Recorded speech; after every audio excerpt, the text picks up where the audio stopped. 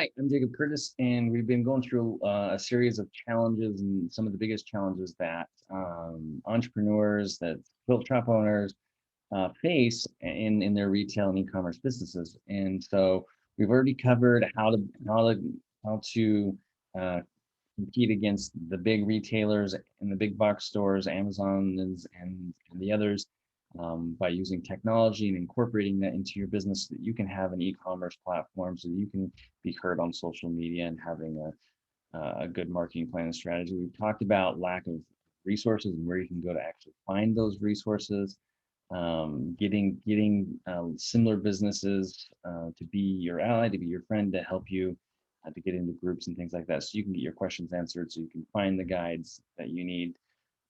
And so today we're actually going to be talking more specifically about one of those resources, and that is paying for all of your startup costs.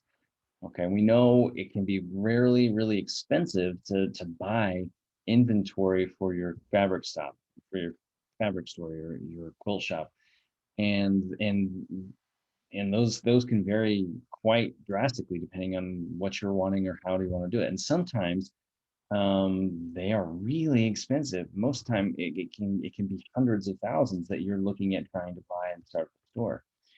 Well, of of this survey we've been discussing that squared it a few years ago, nearly half of the responses said they went over budget on their startup costs.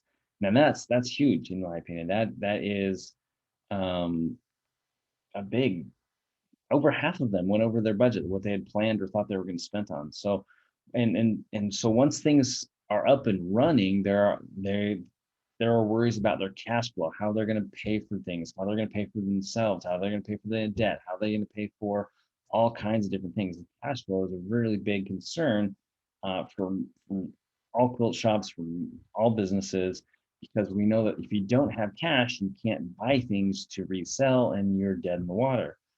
So what do you do? How do you come up with the money to get that? What are some options? And there's a lot of different options. Okay, the very first thing you want to do is make sure that you come up with a very detailed plan. When are you launching? What are you starting? What is your marketing plan?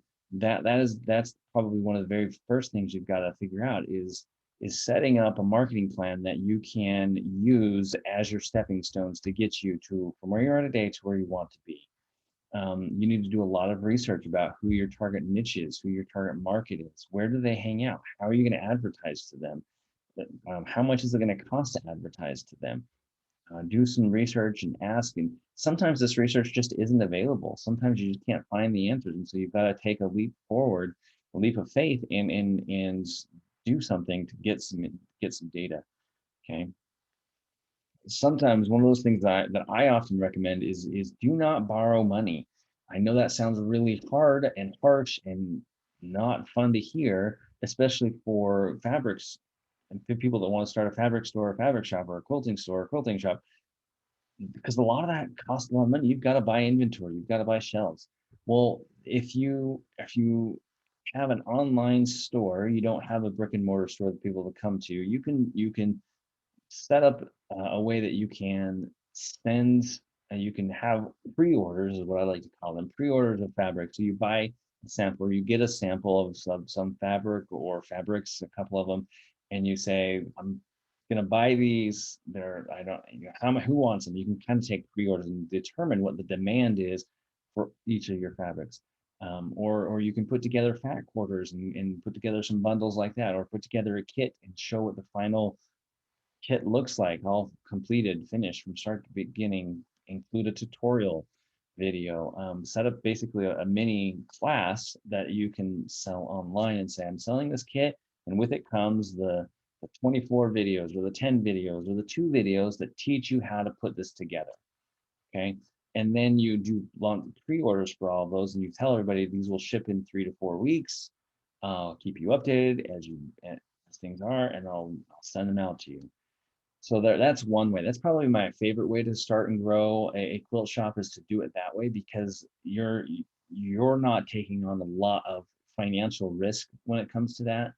And so that's probably my favorite option. The other options include using your own personal money, which you may end up needing to do anyway. In fact, usually most quilt shops will have their own money that they're going to invest in the business to grow, and that is needed. If you're using Profit First, all that money is going to go right into that operating account. And any sell money, that's when you start allocating.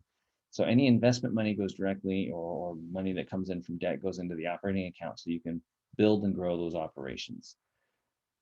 The other options, the SBA and other governments, fund and entities have funds available for women-owned businesses, minority-owned businesses.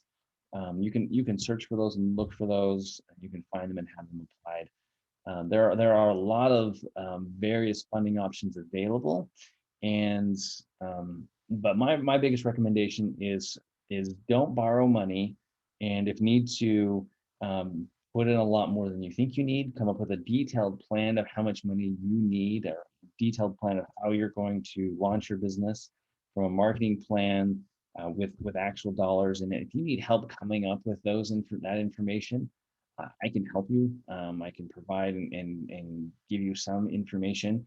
I'm not per se a marketing expert, but I have worked with a number of quilt shops that have grown their businesses, and I do have insight into what things cost and things like that. So if you have any questions or comments, please let me know, and we'll talk to you later. Okay, bye.